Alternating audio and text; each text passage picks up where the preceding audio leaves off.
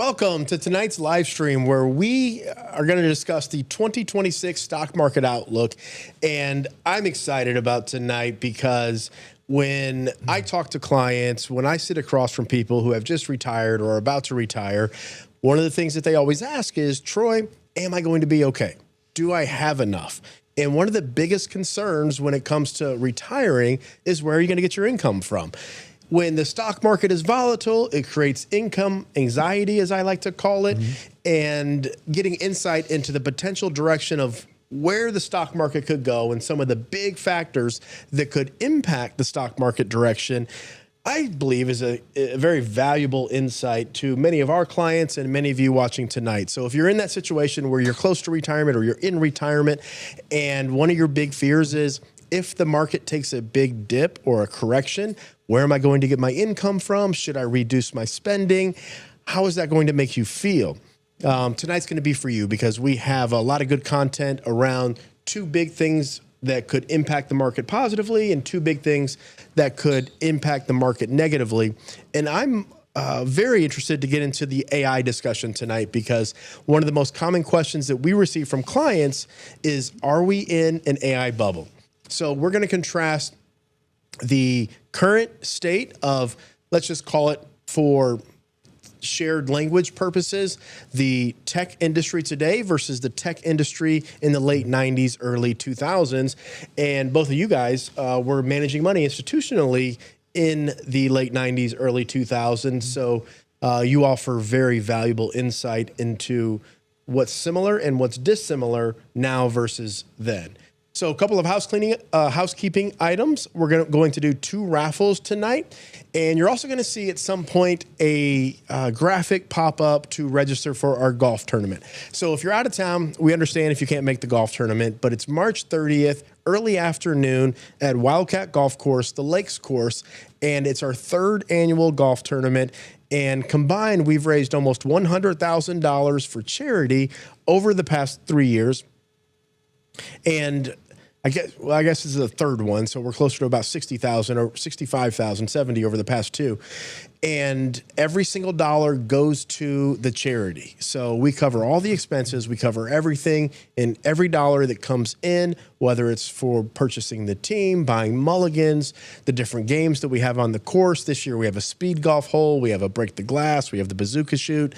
And we have a putting contest. So you putt, and if you hit the bottle, you get to take home a bottle of bourbon. So if you're in town, we really want you to register for that. Eric's going to throw that up, and we'll probably get it out one more time tonight as well. So personally, I'm a big golfer, so I want to make sure that I cover that while it's top of mind. And with that, we will jump right into 2026. So Chris, I'm going to throw it to you first. What is the primary reason that stocks should do well in 2026? Thanks, Troy. So yeah, we titled this year's outlook, some years it's harder to be a bull rider. So we're positive on the market, but are expecting there to be a fair amount of volatility here, particularly in the first half. But the number one positive thing that we see, and this is usually Charles' point more than mine, is earnings for the overall market look to be good and probably accelerating throughout the year, meaning the first quarter will grow high single digits. By the last quarter, the projections are to be in the 13 to 15% range, I think, for the fourth quarter. So throughout the year, earnings accelerating in the S&P 500. We've talked about in the past why that's possible, whether it's the big, beautiful bill, the no tax on tips and tax refunds that are coming in April to help stimulate the consumer, and a lot of capital spending going on here in the United States. So that's a big tailwind for the market for the whole year, starting after we get through kind of the first quarter as things start to improve throughout the year. So that's the first big one. So when we look at the consumer spending aspect of this, you talk about no tax on tips and some of the aspects of the big, beautiful bill. It's not going to impact many of you who are retired or about to retire, but why is this important to the people paying attention tonight when they're concerned about the potential direction of the market? Yeah, well, it provides lower taxes to a consumer, provides higher tax refunds, so there's more cash in a consumer's pocket. And we know most consumers here in the United States, when they have cash, They don't generally save it; they spend it. So I think the estimates are anywhere between $1,000 and $3,000 in additional tax refunds this year, coming up in April or whenever you file. So that should build really, towards the late part of the first quarter and help in the second quarter. Yeah, as because people get that money. Because they'll receive that income May, June, July, I would imagine, after they file their taxes. I guess you could get it a little bit sooner, but one big thing, though, there I want to point out, which does directly impact you and your portfolio, and I want to contrast it with the same period last year and the same expectations. So you said the stock market's earnings are expected to grow this year. What did you say the number was? The whole year is low teens. Exiting the year is in the 13 to 15% range for the fourth quarter. Exiting the year. And just to clarify, when we talk about the stock market, we're always talking about the S&P 500. And when we say earnings of the S&P 500 are expected to grow 13 to 15%, wide consensus by many analysts out there, ourselves included. What does that actually mean? Like, how is that quantified as far as the earnings of companies out there and conveyed? Yeah, it's as simple as rolling up 500 earnings reports into one number that represents what that index looks like. So this time last year, what were the earnings estimates on the S&P 500 roughly? Well, this time last year, I think it was up low teens. I think it was up around 12%, and then the tariff tantrum hit in April. Well, no. Just not the tariff. Let's go back to because what I want to do is contrast expectations of earnings growth in the S&P prior to 2025 and early 2025, and what the stock market actually did last year, and then contrast that against what earnings expectations are now to give us an idea of the similarities or dissimilarities. No, it's a somewhat similar setup in that the expectations at the beginning of the year go back, roll 1 year back, where that exiting the end of the previous calendar year, you'd be at a sort of a similar run rate. And so I know I'm probably not answering your question directly, but I think so. You roll these numbers up, and I forget exactly what the numbers were. It's like 200. You come up to $275 per share of the S&P 500, and then the expectation for 2026 is 15% greater than that. And so one of the things that we always focus on is what drives stock prices. It's earnings. Earnings drive stock prices, and the factors that we look at in that regard. And so it's very important to understand how those earnings are derived, what the trajectory of it is, because it has just hugely impactful on stock prices. So in short, last year, the S&P 500, the estimated earnings, aggregated all the companies in there, was around 15, 16%, somewhere in that range. Yeah. And what the S&P 500 do? 17.78%. 17.78%. Is that with or without dividends, Charles? I think that was total return. Total return, so with dividends. And so this year we're looking at 12 to 13% on the estimates. There's no guarantee that just because earnings estimates are similar this year as to last year, that the market's going to do another 16, 17, 18%. But one of the fundamental principles of the value of a stock and the value of the aggregate of all stocks, which is the stock market, is that if earnings are growing, then logic tells us stock prices have a strong chance, no guarantees, to follow. They're not going to do very well either. Yeah. I completely forgot what I was going to say. I almost just want to be quiet right now and just leave you on the spot for like a good 10 or 15 minutes. It'll pop back into my head in a second.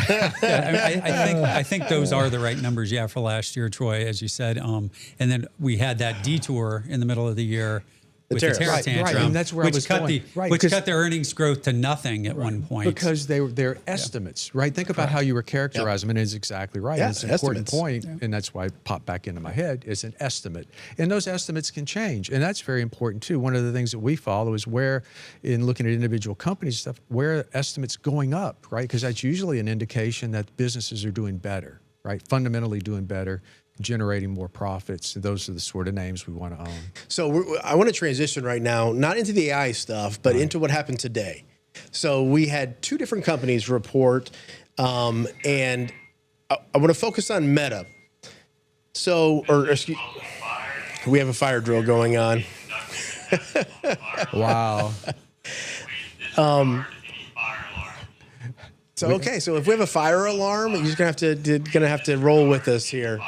It's like Microsoft stock today was on fire. It was a Yes, fire it was alarm. on fire. They had a So that's fire alarm. I don't want to focus on Meta. Meta did really, really well, but I want to focus on Microsoft because Microsoft was down around 12% today. Yeah. And when we talk about earnings and the stock market's valuation and whether it goes up or down, it's a function of the earnings of the aggregate of the companies and the expectation of future earnings, to be clear there.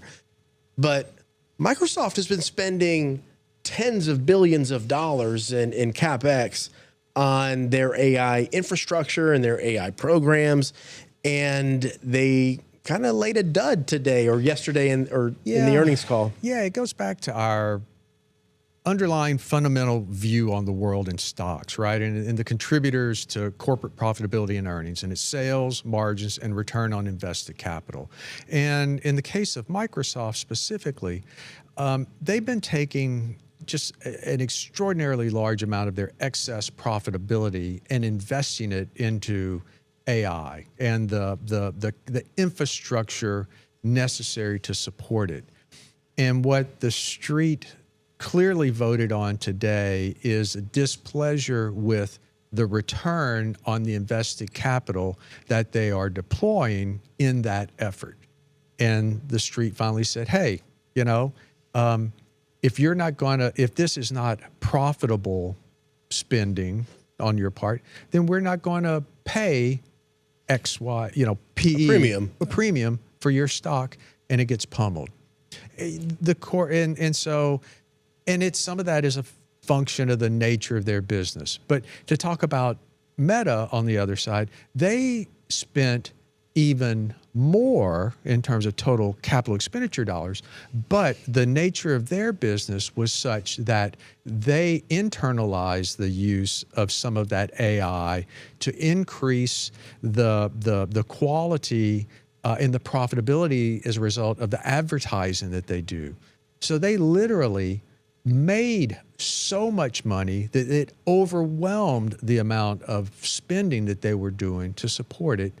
Points to a positive ROI on that spending that they were doing, and the stock went up 10%. Chris, it's amazing to me because I remember, it was probably 2-3 years ago. We were sitting here in the office, and you were listening to the Meta, it may have been Facebook or whatever, conference call at that time. And Zuckerberg was going through the conference call and everything was going smooth, all these positive things he was saying.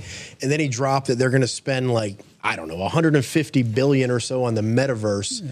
And then you just saw the stock just plummet real time after hours. And it's just interesting to see when Meta announces what they're going to spend now in CapEx for AI and how the market responded versus back then with the metaverse. Truly, and Charles has a great point. It's what the marginal dollars that they're spending is, right? It's not that Microsoft might not earn a return on all this money. It's that relative to in the past, you went out and you bought a PC and Microsoft got a check for $100 and it cost them nothing, or a subscription revenue. Now they're spending tens of billions of dollars with the hopes and dreams that new revenue is going to come in, whether it's through Copilot or other software services that they sell. So, it's still a great business, but the market is very unforgiving from a timeline standpoint of what are you doing for me this quarter or next quarter? What's that marginal return? And even if it's high, but if it's worse, say 50% going to 40%. Market really hates that. It much would rather it be negative return going to positive, like -10 going to 0. Your stock generally works better in that scenario. So yeah, it's what are you doing for me lately? Well, that's the issue that every single company right now is facing, because at some point investors are going to require a return on that invested capital. And we have so many companies out there that are spending tens of billions of dollars without clear revenue models of how they're going to turn this AI investment into actual income. To expand margins, the three things you touched on, Charles, which are the core components of how we invest client money, our sales growing, our margins expanding, and what is the return on that invested capital? Is that growing? Because that's a reflection of management making good decisions over time and redeploying those profits into the most productive segments of the business line. So we're at the point now where we're seeing tens of billions and hundreds of billions of dollars being just launched into this AI space. In a lot of instances, no clear revenue model of what it's going to look like on the back end and where investors are going to get a return. So there's good news and bad news there, right? As an equity investor, we're investing in these companies because we want a return on that invested capital. It's not like a person that invests in a bond, they just want an interest rate and their money to come back. That's the expectation. It's a whole different dynamic. With a premium for the risk taken. Agree. That's a really good point. You're right. So the bad news, if you will, is some of these companies are probably overspending. It's no longer, in some cases, maybe it is just a black hole, like the metaverse. That was just a black hole, right? It's amazing how that disappeared. It was crazy.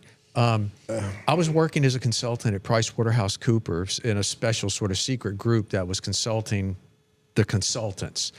And one of our sharp guys was asked, quantify the value, what the metaverse could be. And so like he goes into a dark spot for like months and comes up with this report like it's going to be worth, $500 gazillion. I'm like, you can put a pencil to paper and have a dream and come up with something, but we're a lot more grounded than that in what we do here now. And we need to be able to see a tangible result and returns on that. So the bad news, if there is some, is that it's going to create volatility. You see things in, sort of premier, highly regarded companies, short-term implications, bad. Okay, but that's the bad news. The good news is the majority of the companies who are doing this spending have been and continue to be so very profitable, they can afford to do it. And so you take that and bring it back to earnings at the S&P 500 level. Microsoft still delivered nice sales growth. The margin, and they had good margins, and the return on invested capital was still, or their operating margin was over 40%. Right, the operating margin. Right, they're printing money, but it had been much higher previously, and to Chris's point, it's coming down. But they're still able to generate, so far, what we've seen is earnings. Sales have come in ahead of expectations. Margins overall have held up really well. And as a result, earnings are coming through so far anyways. We're still early in the earnings reporting season, but coming in really well. So it provides additional confidence and credence to what Chris said earlier regarding this earnings ramp that we're seeing through the year. Yeah, and I guess my bigger overall point is that we're kind of at the point, my grandfather used to say, where the rubber meets the road, right? And we're going to continue to see this through multiple different earnings seasons coming over the next, 3, 4, 5, 6 quarters, where, hey, the rubber's going to meet the road at some point. If you're going to spend this type of money on your AI infrastructure or your AI development or your whatever it may be, you're going to have to start to show some type of return, because in the beginning, you can live off the euphoria of the story. And that's really what we've went through. Like NVIDIA has led the charge and they've had a great story, and what they're able to do with the graphics processing chips are amazing. But at some point, every other company, including NVIDIA here, they're going to have to start to produce returns on that deployed capital that justify the premiums that the prices are currently receiving today. It's capital markets 101 too. If other companies see them earning outsized returns on their invested capital, then Troy, Chris, and Charles are going to want a part of that action, and we're going to compete to get it. And that leads to the next one that comes along, and that's what makes this really exciting. Chris, not to transition into the Fed. We got a little bit off track. We got into the AI thing here, but do you think possibly part of the reason the Federal Reserve is keeping interest rates higher and not lowering them? This is complete opinion. But could you imagine in this AI bubble if interest rates were 0%, the type of mismanagement of capital allocation that we would be experiencing? Do you think it's impacted at all that interest rates are higher? Or do you think it doesn't matter because the returns are so high, 0% versus 4%, 5%, 8%? What's the difference?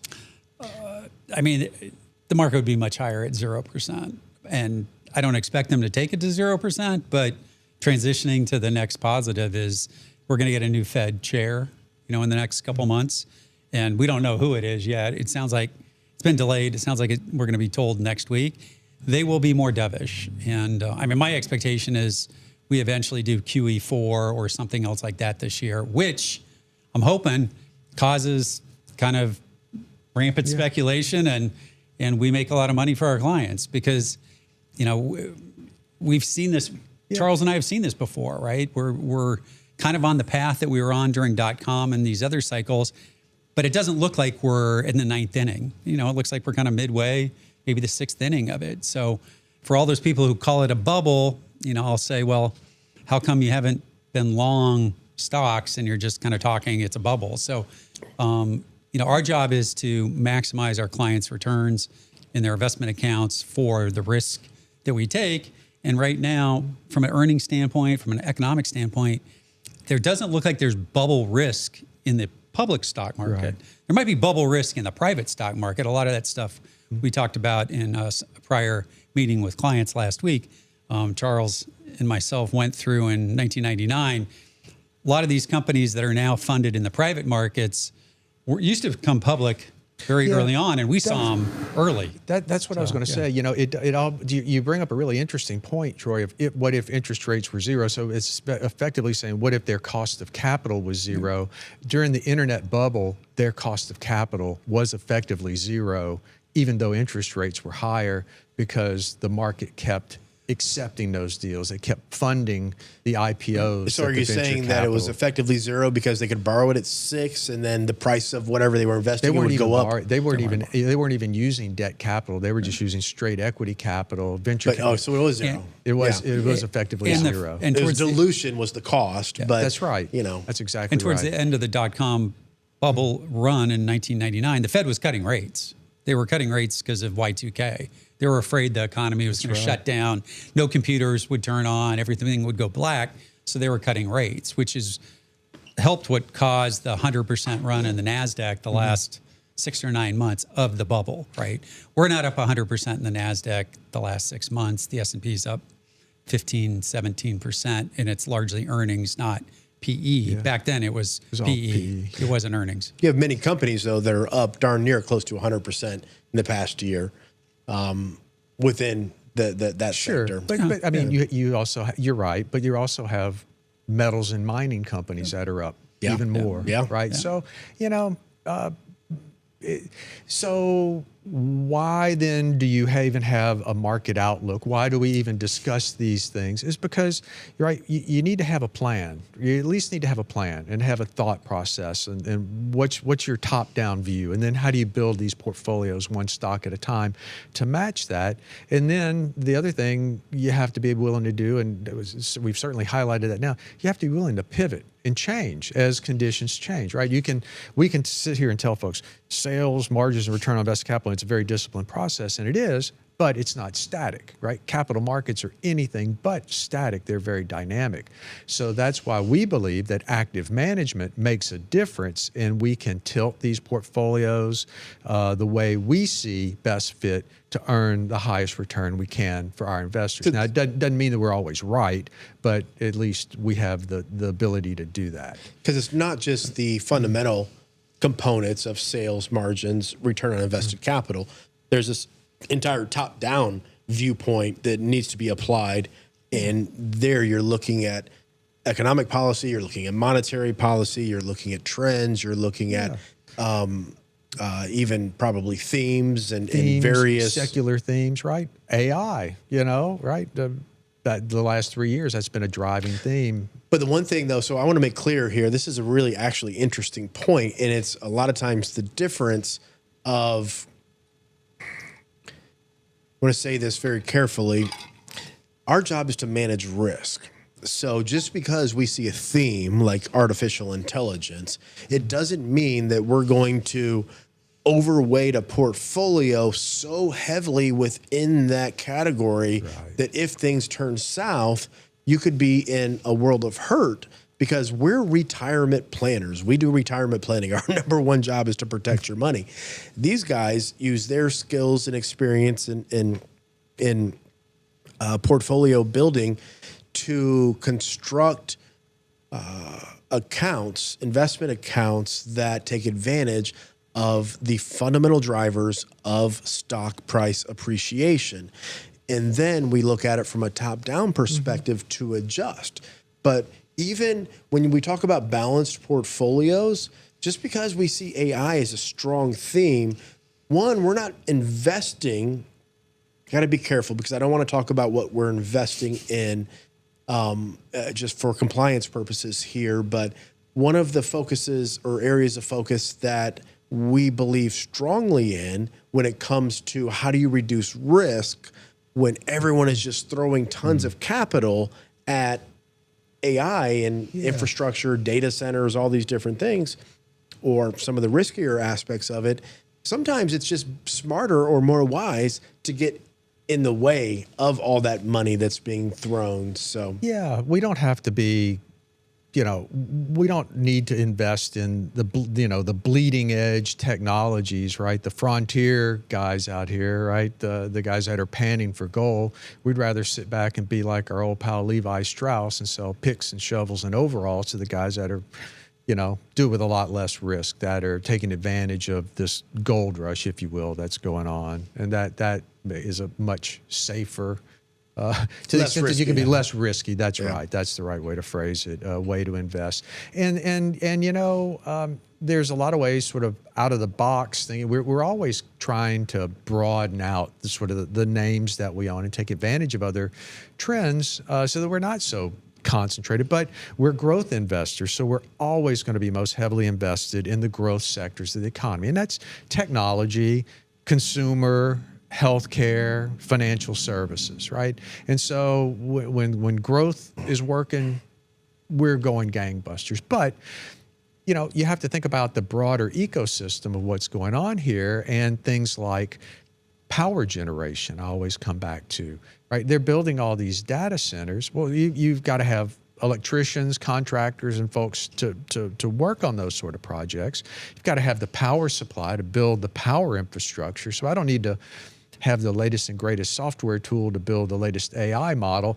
I need a guy out there hooking up the utilities to my data center, and I need, putting in the transformers and stuff like that. So we tend to view the world a lot of times in terms sort of the supply chain, right? And that's why we spend a lot of time listening to companies that we don't necessarily even own them, but we're interested in their customers, their competitors, and their suppliers and what they're doing. So the supply chain is interesting, and I don't want to go too far down this road here, but when you understand the supply chain, my belief is that it gives you an insight or an opportunity to recognize supply and demand in opportunities that are possibly soon to be there that aren't currently. When you can take all the information that you're gathering and make capital allocation decisions.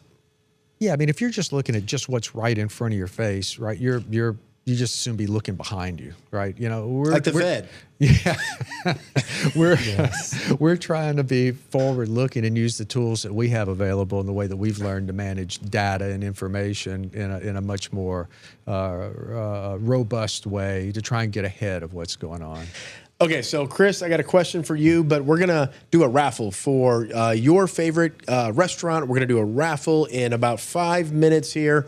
The marketing team is getting that ready, and you're going to receive a $100 gift card to your favorite restaurant. So I'm sure Eric has already put it up. If not, it's my fault because I haven't mentioned it. But you have the opportunity to register for this raffle by receiving the Retirement Success Plan ebook. And I tell you what, our marketing team did a tremendous job with this ebook because it has links, it has videos, it has structure. It does a tremendous job conveying the retirement planning philosophies that we adhere to, that we help our clients with. And whether you work with us or not, this book is really, really, really good. And I recommend you that you, even if you don't care about the raffle, I recommend that you take it. But in order to register for that raffle, you have to receive the ebook or register for it. So we're going to do that in 5 minutes here. Okay, Chris, you gave us 2 reasons that the market could go up. And just to refresh here, corporate earnings are expected to be strong. And we have a dovish Fed, and we expect interest rates coming. Right now, we have more of a neutral kind of Fed. He doesn't want to really be in the middle of much of anything. But he's done a decent job. He's been late for sure. Back in, what was it, 2018? 2018, 2022. Yeah, 2022. So it's a few, the fourth quarter back. Was that 2018? Was that still Jerome Powell? Yeah. Jeez. Yeah. Time goes so fast. Yeah. We have a dovish chair expected to be put in place by President Trump. The question becomes, does the entire committee go along with the Fed chair and start to become more dovish? And does the economic data come in to support lower interest rates? But I think most people in the industry do expect rates to be lower, which is positive for the market. So that's 2 positive things.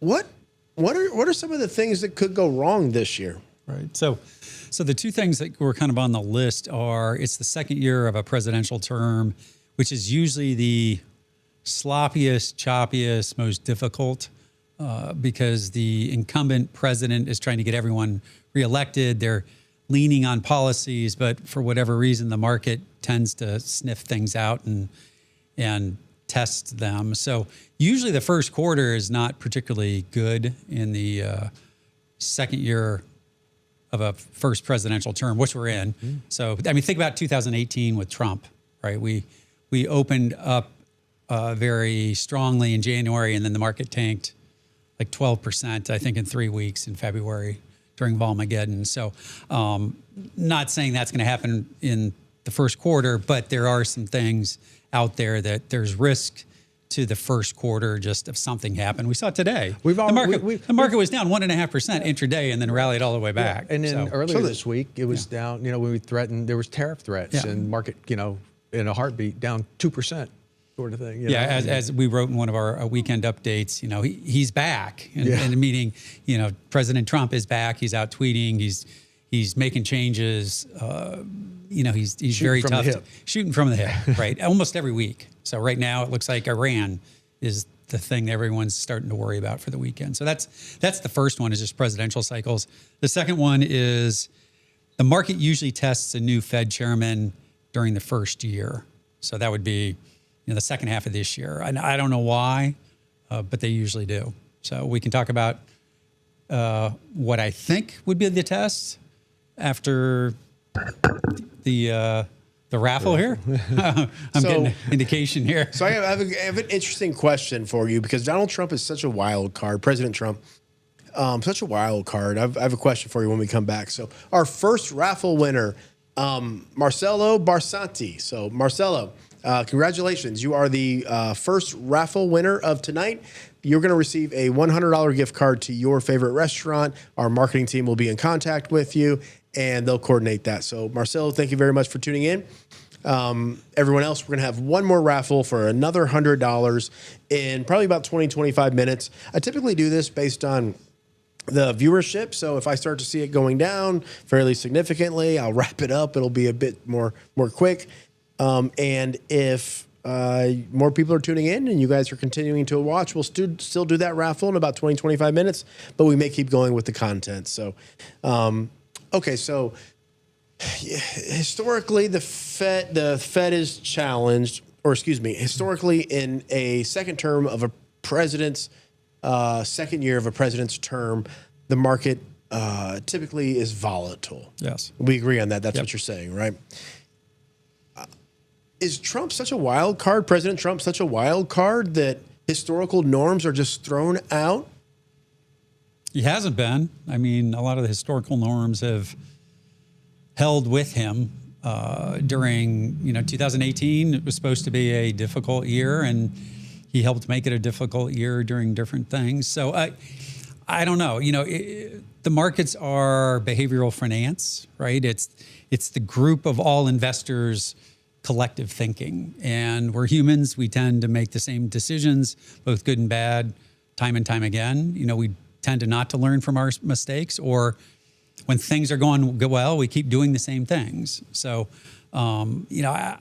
my thoughts are the Fed will be tested at some time during this year, and the reason they'll be tested is inflation is going to be higher than people expect. Define tested. So interest rates go higher than anyone thinks. Market-controlled interest rates. Longer-term interest rates go higher, or the inflation component goes higher. So the Fed has to say, we may have to raise rates later in the year or something like that. So let me challenge you there, just because you said earlier that it's reasonable that the Treasury Secretary could start a quantitative easing program where we start to buy bonds. And if they buy bonds on that 10-year scale, prices go up, interest rates come down. Maybe there's a controlling mechanism in there that prohibits that from happening.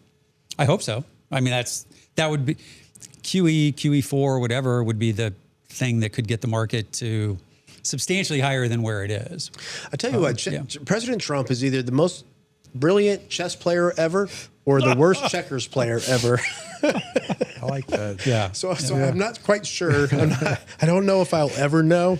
But this conversation has got me thinking, well, maybe the plan is to see what happens when the new Fed chair gets instituted and how the economic data rolls out and how the committee responds and whether interest rates are able to come down on the short-term scale and naturally rates would come down in the economy. And let's say that doesn't happen. Is the second plan quantitative easing to where we start buying long-term bonds to bring interest rates down? I don't think so. Last term, he liked to run it hot. He doesn't seem to consider that. If there's something you can do to juice the economy, regardless of what that is, he seems to be in favor of it. Right. And regardless of what the unintended consequences may be a little bit farther down the road. But buying bonds would run the country hot. Yeah. Right. Which is. So you're saying it's not my premise is that maybe it's a bit more thoughtful here. Yeah. We're going to hopefully bring it down with the Fed chairman and short-term rates come down and then we don't have to do it. Or maybe they do it together. So I guess I'm asking for questions that you don't have the answers to. They're all interesting points to consider. I don't know how you handicap all of those other than just to be attuned to what's going on. It'd be nice if the fiscal part of the government and the monetary part of the government were sort of in sync with one another, but they seem to be in conflict with one another, and that is. If you just think about that could lead to volatility. Well, I guess theoretically, academically, they're supposed to be not in conflict, but independent of one another. Agreed. So, yeah, I mean, it's interesting times. And then you layer all the AI stuff on top of that and the possible transformations that we're going to experience over the next 24, 36 months. It's a new world. It really is a new world. I'm going to have to get a good night's sleep, man, to really consider some of this stuff. So we did an event. So I want to share an interesting story with you guys. So first time ever this happened. So we had an event earlier this afternoon, and I was talking to Megan, our marketing director, and I showed up on time. I did my part. I give my presentation, give my speech, share how I feel about retirement income planning, taxes, markets, et cetera. And then she tells me tonight that outside of our event, we had a younger couple attend, and they might even be watching tonight. I mean, because apparently they're pretty big fans. He proposed to his fiance or girlfriend, now fiance, outside of our event this morning. And then Megan, our marketing director, went to Guadalajara, which is a little restaurant outside of our office here, to get food for everyone. And they were there celebrating. Kind of 3 sheets would be a good explanation of where they were mentally. And I just wonder if they're kind of getting closer and closer to the office, and they might come in to look at the live stream tonight.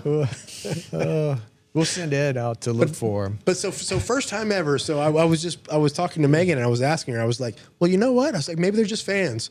Maybe he was really thinking in his head, where's the best place that I could propose? And he was like, you know what? It's probably Troy's seminar. That makes a lot of sense. You never know. Yeah. So, anyways, that happened today, which is interesting and really, really happy for them. But I'm not going to take credit for it. I think it was more coincidental than planned. Man. Okay, so we've nailed the top 2 reasons that the market could potentially go up. We've discussed the 2 reasons the market could potentially go down.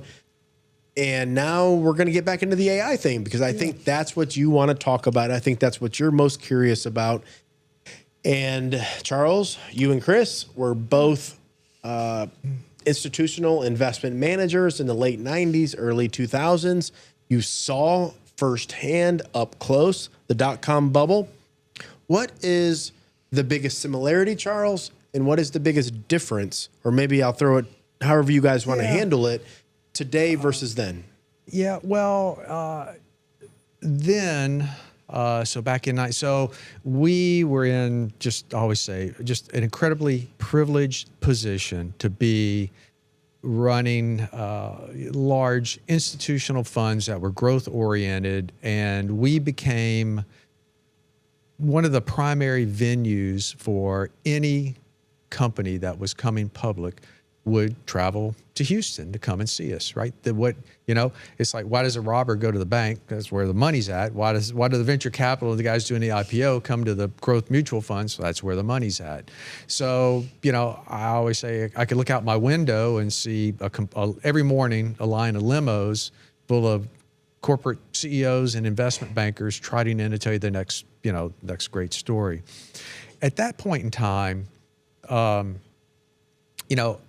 the internet was invented, and it was going Al to be, Gore did that in the 60s. and yeah, I forgot about that. You're right. And it was envisioned the commercial application of a tool that would allow broad, seamless, incredibly low-cost communications to create transparency among, ability to transact, sell things, offer services, and the like. And the enabling factor was bandwidth and the need to put fiber optic cable in the ground because the need for bandwidth was going to be insatiable because all of these companies were going to be utilizing that bandwidth to distribute their products, their services, and the like. And it resonated with folks and was captivating, and we witnessed a number of really phenomenal companies that came out and developed just leading edge networking tools, fiber optic communications, high speed communications, the ability to index everything on the internet, right? Google, what did they do? They indexed everything that was going on the internet and created a browser so that you could then search for that. This is a phenomenal accomplishment if you really think about it. Incredible, absolutely incredible. And then there were other companies like Amazon that were building a platform that you could, at first it was to sell books. Well, now you can sell anything, right? And so they were their platform companies. So you could tell these wonderful stories, but the deal then, so it led to a phenomenon, certainly a bubble, where anybody with an idea, no matter how ridiculous it was, could slap .com on the end of it and garner a valuation that made absolutely no sense. We were talking before, the last deal, we saw, I'm telling you, the one thing I wish I would have done is kept the stack of prospectuses. A prospectus is the document that a company prepares. It goes through the SEC. That is the offering document. It describes what the company does, their financials, and it's just a whole litany of stuff. I'm telling you, I ended up throwing it away because the fire marshal, fire marshal come through here. It was a fire hazard, right? I should have kept that stack of prospectuses, but it was as tall as I was. And one of the last deals we saw was an absolute piece of junk. And it Appreciate your refrain there. Thank you. It's, yeah, and you know that's hard for me. It was a company whose business model was predicated upon the idea that the more of what they did, the more money they would lose, but that metric was going up, skyrocketing, and so they would try and focus investors on how many. They were selling you on the more they would lose, the more profitable or the more valuable they would become. The more valuable the equity would be. Yeah. Yeah. And that's when you know it's all about to hit the fan. Yeah, and you're seeding the market. There were more investment bankers in the meeting than there were company managements.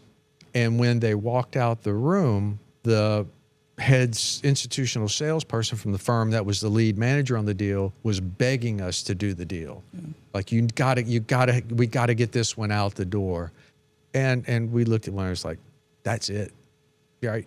That's it, right? There's that was a signal. That was number one. But I do want to come back to this idea. But you look. I'm sorry. You look. You had maybe a question. But. No, it brings to mind to me some of the. I don't use the word corruptness lightly, but it just brings to mind some of what was going on, and you put certain people in charge when they make money, when they can launch something, and then when it gets launched, it gets picked up, it gets distributed to people in retirement or to people in America, then they get paid millions of dollars potentially. Right. It's frustrating to me to hear that part of the story. And they walk away, and when it blows up, they walk away. They've made a ton of money. Made their $1 million bucks, but the retiree, right? They're left holding the bag. I'm going to refrain myself now. Good work. They've damaged significantly a lot of people. And it's captivating, right? It's behavioral finance 101 that Chris was talking. It was captivating, and it captured people's attention. And that was the other thing I say. It's like, you will never, I'll get excited about things that I see, but I am never captivated by a particular stock or what they do, right? I will always tell you that who you want managing your money is a cold-blooded assassin. Just is looking for the best way to optimize capital. It has no emotional relationship to any stock, right? Because that'll kill you at the end of the day. Learn that. And I relate to that strongly because I remember as a young kid, 18 years old, being able to open my first investment account. I used to get so passionate about ideas and beliefs. Yeah. I mean, I'm going through balance sheets and income statements, and I'm reading information, and I became so passionate about certain ideas that I had about companies.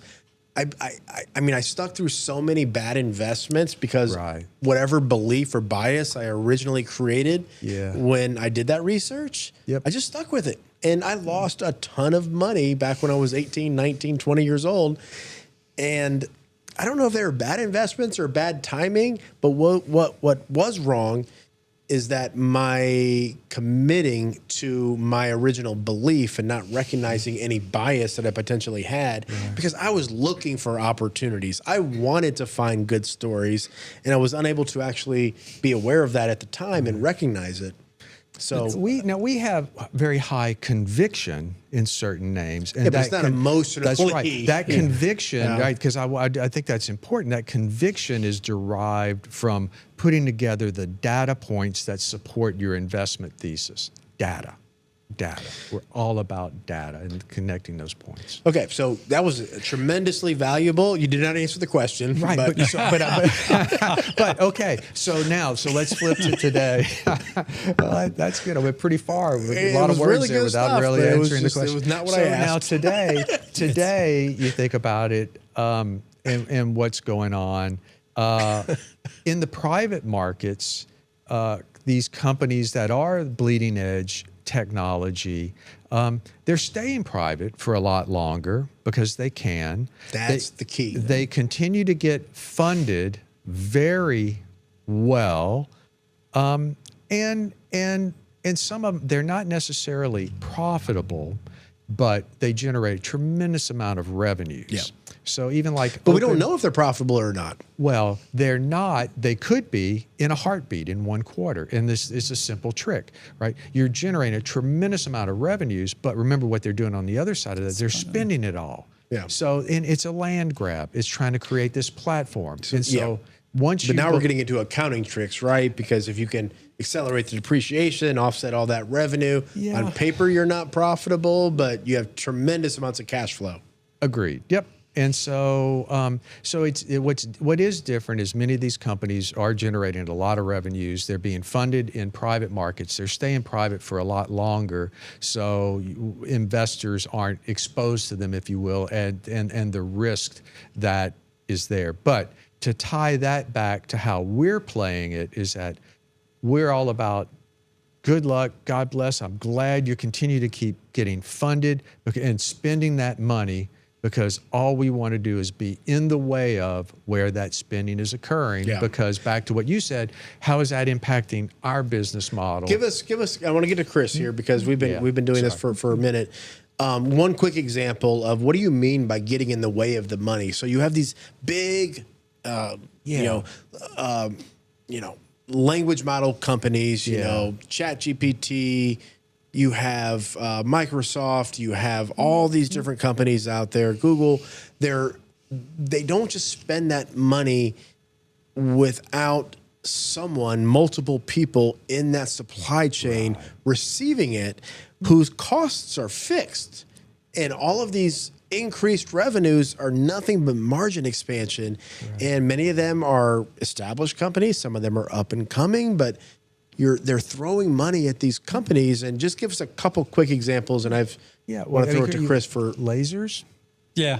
So a lot of the laser and optics companies that were actually around and benefited back in the .com area are back because their products are needed again in mass scale.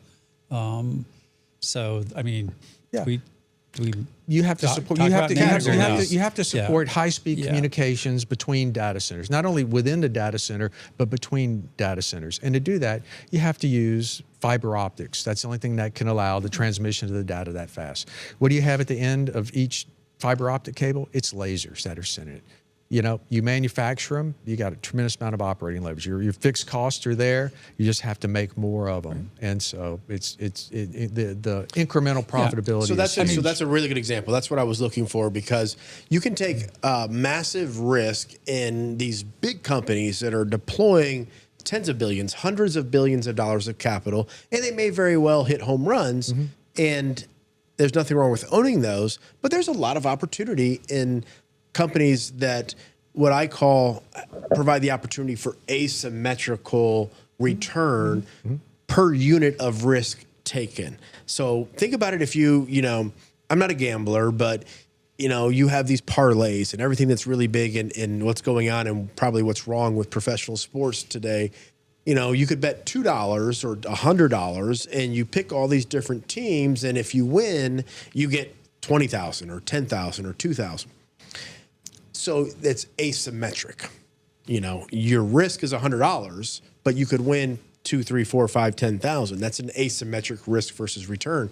In the investment world, there's not a lot of excitement around these companies that are doing those types of things. They're not taking tremendous risk. They're just doing the same things they've always done. Right. But now all of a sudden they're receiving hundreds of millions and in some cases billions of dollars of revenue that they weren't planning for, and it all goes to the bottom line. So you bring up the beautiful point. People say, are you gambling, right? Your stock market is gambling.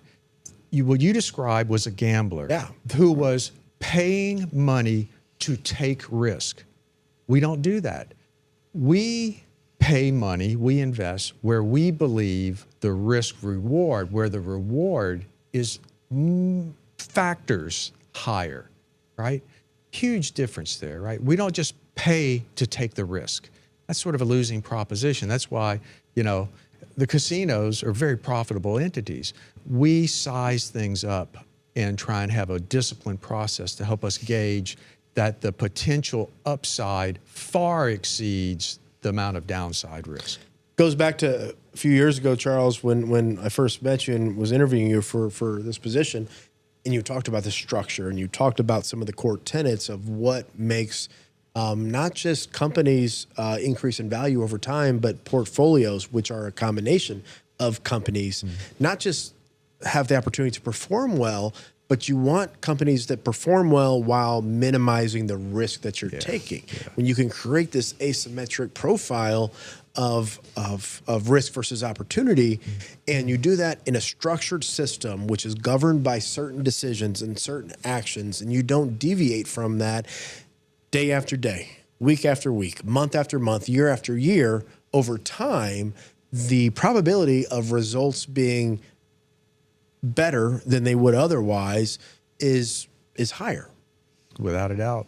So, okay, so a couple things. Chris, I want to ask you a question here because I'm actually shocked by this. We put a poll out here.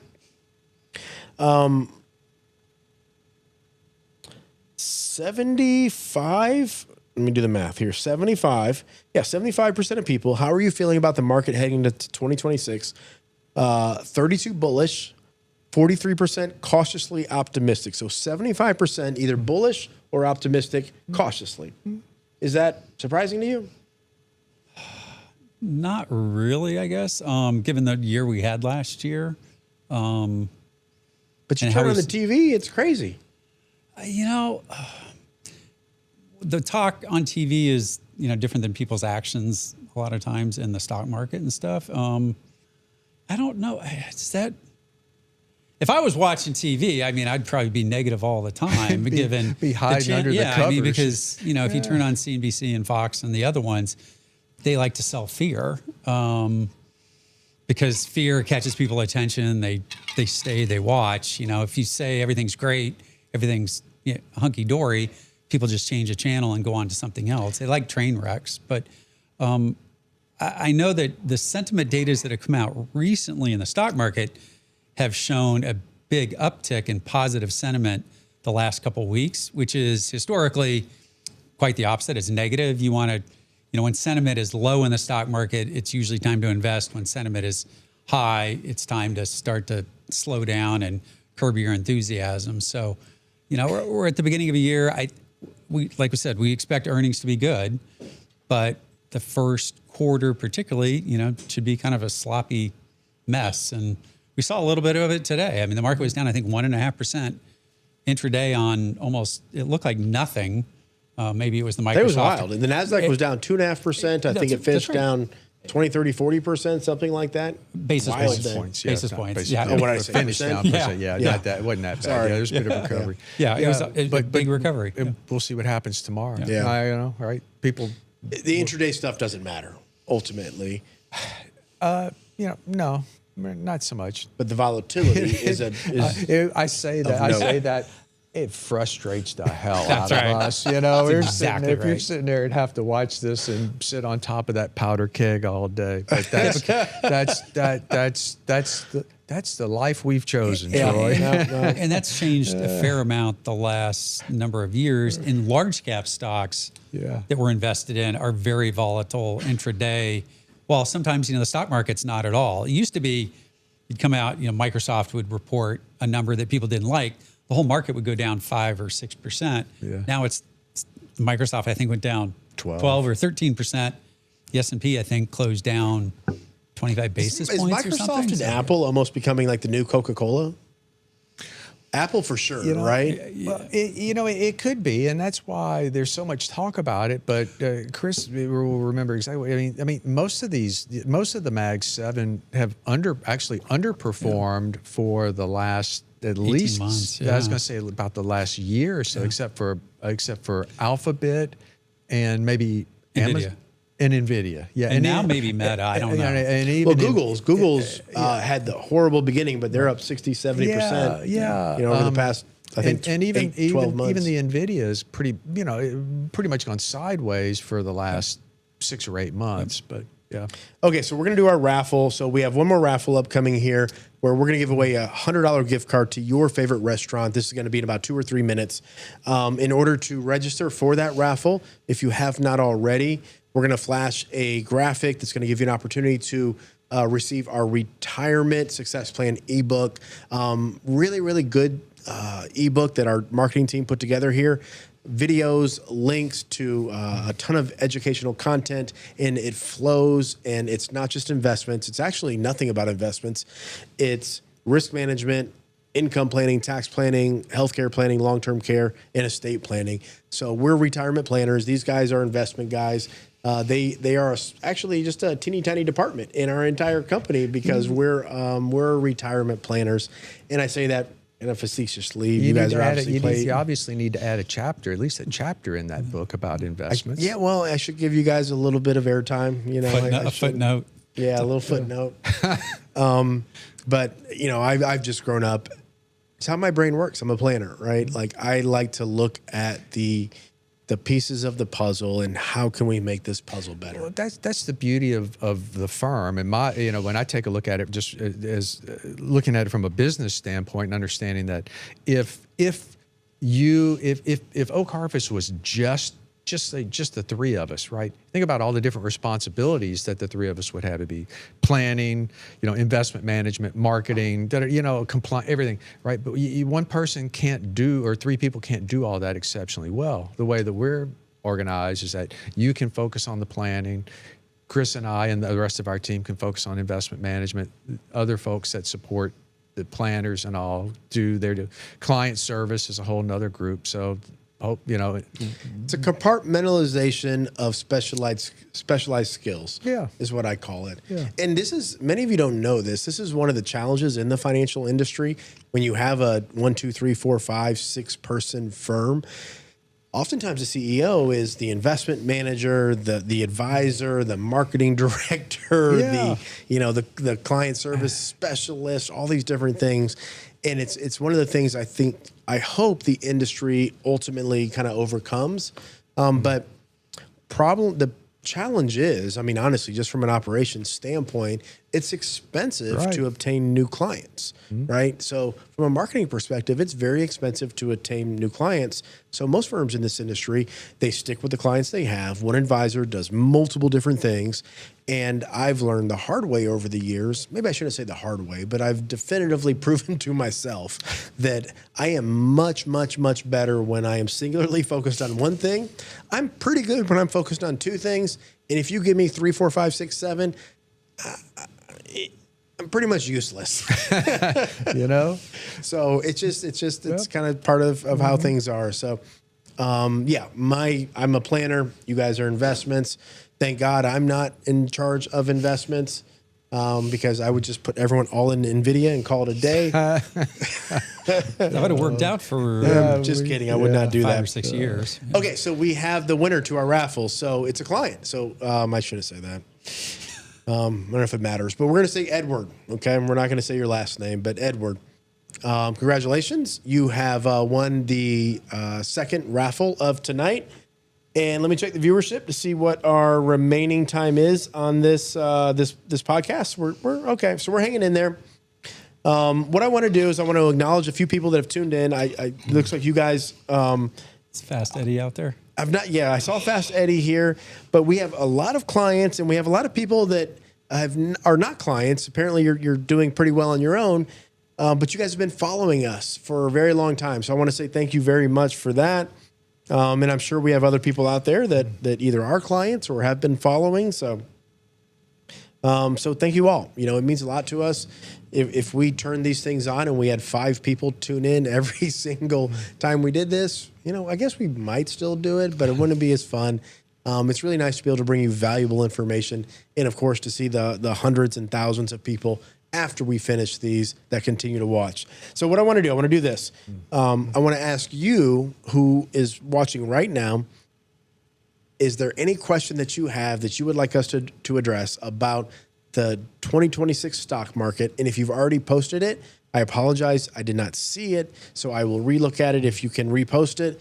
And while I'm gathering those, Charles, Chris, anything of significance that we didn't cover tonight that you would like to discuss? There were 2 quick items. I know there were some pre-submitted questions to address both of them. Someone asked if we did private equity here at the company. We don't have the skill set. I mean, it requires an entirely different staff, and it's just not a asset class we've been putting our clients in. We've thought about it from alternative manager standpoint, but doing it directly in-house is not something we've entertained. What we do, we either build internally or vet all the investment products that go into client accounts. But if we don't have the skill set, to Chris's point, we will outsource that to whoever we think does the best job at the best price. You know, and I'd say, oh, go ahead. I was gonna the second question that I remember reading. well, I'll give that to you, but just real quick, I'd say we spent a lot of time over the past month critically looking at a lot of some of the most popular private equity investments out there when it comes to what's been sold to consumers and institutions for the past 5-7 years, really forever, but it really accelerated, and we began to see some cracks in some areas of it. And we're talking about private debt, private credit, private credit, yeah. So there's a lot of and we saw this historically too in private REIT area. We saw this years with ago. Public subprime mortgages. We saw this. We've lived this. We have literally lived this. It was just publicly traded.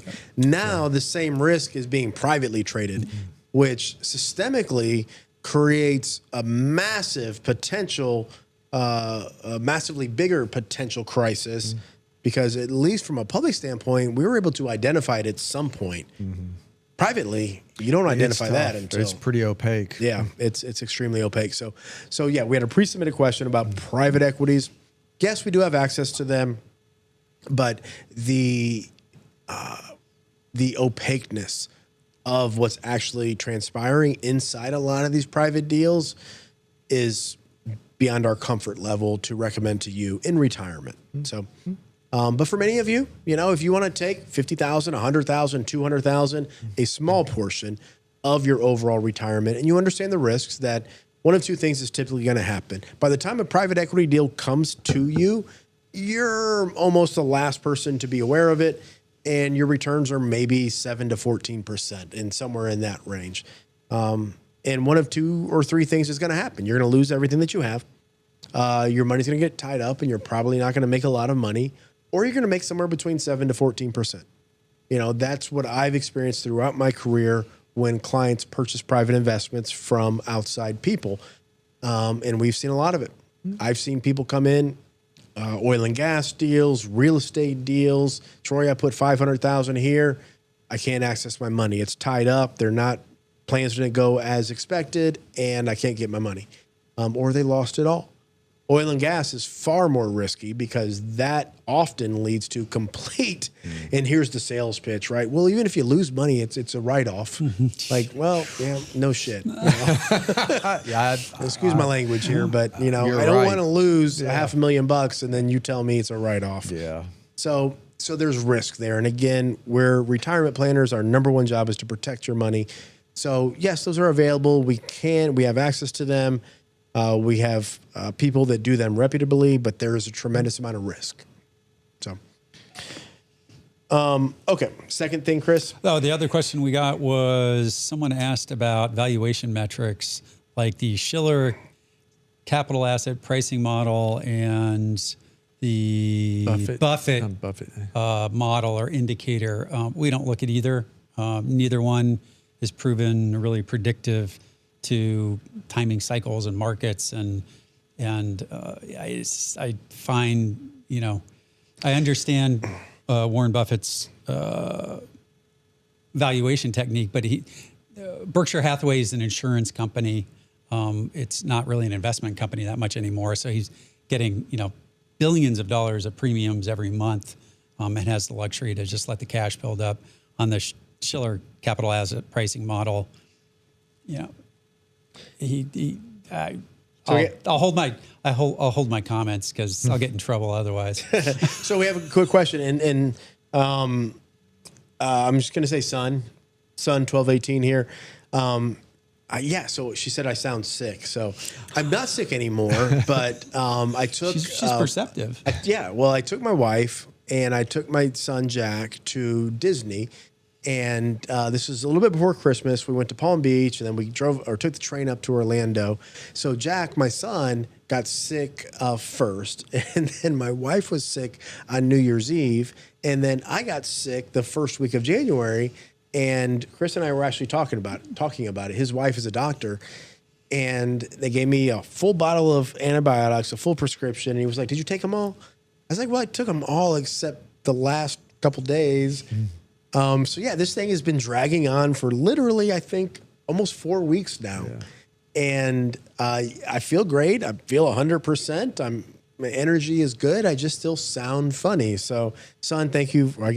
Well, I appreciate you recognizing, because that means you watch often. So, okay.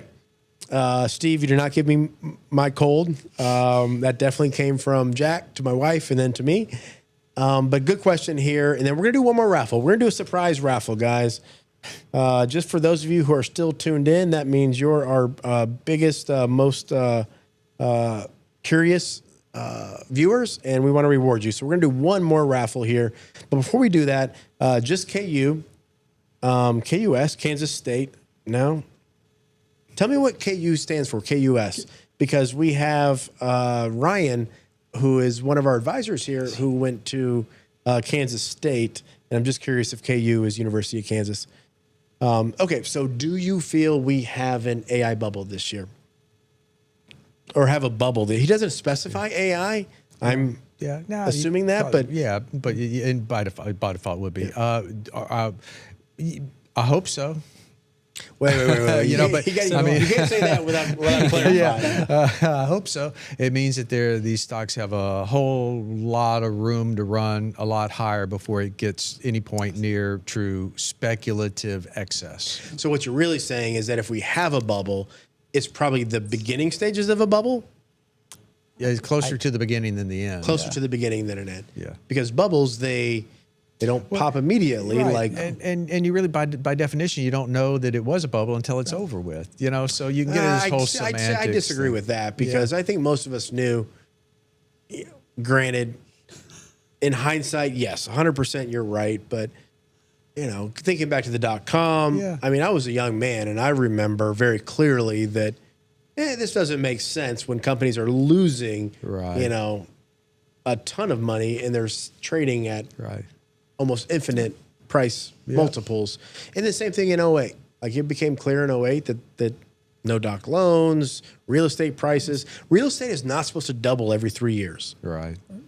But, yeah, I mean, did I proactively take advantage of that if it was so visible? No, I didn't. Yeah. Well, yeah, I mean, if you looked at cycles and you thought it was a bubble, we're not even close to the fun part yet. Yeah, which is the speculative part. And so here's what I tell you, and I'll live and die by this, is that we've seen it, we saw it, we identified it, and we took full advantage of it last time. And my hope is that we'll be able to do the same this time. But when it comes to bubbles, one of the things that I believe you're saying, to be clear here, is that earnings relative to prices, typically we have a big gap between the value of what something actually is and where it's trading at. Right. So right now, when you look at a lot of what's going on, we don't have this tremendous gap. I mean, you have some examples. Tesla's one, Palantir's one, where what the earnings are and what it's trading at. Right. But by and large, when you look at what's out there, earnings are fairly in line, slightly above historical, price to earning multiples, but is it a concern? The poster child for this cycle's technology boom is NVIDIA, right? And NVIDIA trades at 25 to 26 times earnings. The poster child last time, I think, was Cisco, which traded at 100 times earnings. 100. And what was its actual earnings? I don't don't remember. remember. They were making money. Yeah, they were making money, but It it was wasn't 100 90 times. billion a quarter though. No, nothing it wasn't Nothing that like order. that, right? Yeah, their margins weren't close or anything. So Nvidia is trading at what, 25 times earnings? think so. Something like that, and they're making 80 to 90 billion a quarter. Right, and so there's and a that difference. growth looks to be accelerating. Yeah, and it's With the and new product. their margins are 70% or so. Right. You know, so is there a bubble? It's quite possible that there are certain companies that are in bubble territory, but by and large, the big market, the companies that are primarily driving this expansion, they have tremendous revenues, they have tremendous profits, and they have tremendous cash flows that create substance behind the price appreciation that did not exist in the late 90s. or they're still private, and they haven't come public yet. So the OpenAIs, the Anthropics, all these SpaceX. names, that are not public and don't look to come public till probably later this year. They would have come public a year or 2 years ago already. You know, back in 1999. That was the 2000. point that I was going to bring up earlier. So back in the late 90s, early mid 90s, the only thing you wanted to do was to get public, right? Because if you got public, you had an opportunity as a founder to cash out. Damn be anyone who invested, you had that opportunity to cash out. Today, you're seeing companies that are resisting going public, which tells you, hey, you know what? We're a very profitable company staying private. We don't need to go public. Right. They will ultimately, but For sure. Yep. The temptation is too great not to. I'm surprised Elon is planning on going public. So I think Elon's going to ultimately roll everything up. He did. He They did. You merged. saw They that merged today. SpaceX with. Oh, did he roll it up? Did He's he talking do it about today? Yeah, XAI and. But he didn't SpaceX. actually do it. No, but he will. Oh yeah, he's going to roll everything up. XAI, Yeah. Optimus, the Robo. I was already part of Tesla. Yep. Everything. You know, it's interesting because Elon just doesn't care. You know, he doesn't play nice. He just doesn't care, and you know, there's something about that I appreciate. Okay, so we have our last winner of tonight. So it's Drew Goddard. So Drew, congratulations. Thank you very much for tuning in and for being here tonight. So guys, you know, we've done this again, and I think it was a tremendous conversation. You know what I love most about doing this with you guys is whether we're sitting in the room back here preparing for this, or we get on air, or we do it in front of a live audience, we can have our plan of where we're going to go, what we're going to discuss. But once we actually start talking and once we actually start going through it, you know, we all bring such a unique perspective to this discussion, and it's enjoyable for me. I hope it's been enjoyable for you. If you have questions, if you'd like to have this conversation personally about your individual circumstance, of course, you can always reach out to us. If you're a client, I want to thank you very, very much. It means everything to us. And if you're just here to learn, I really appreciate you as well. So start of a new year. We wish everyone the best of wealth and health, and we look forward to seeing you next month.